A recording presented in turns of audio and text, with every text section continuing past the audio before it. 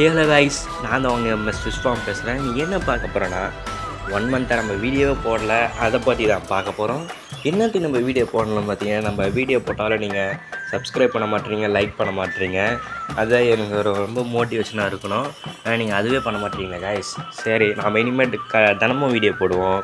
நீங்கள் சப்ஸ்கிரைப் பண்ண லைக் மட்டும் பண்ணுறேங்க, அப்போ தான் எனக்கு ஒரு பெரிய மோட்டிவேஷனாக இருக்கும்.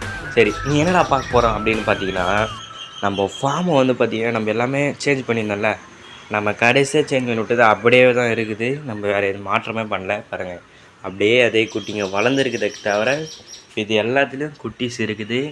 அப்புறம் பார்த்திங்கன்னா இதோட கப்பி பேரண்ட் ஸ்டாக்லேயும் குட்டி போட்டுருக்கு. ஆனால் நான் அதில் எடுக்கவே இல்லை.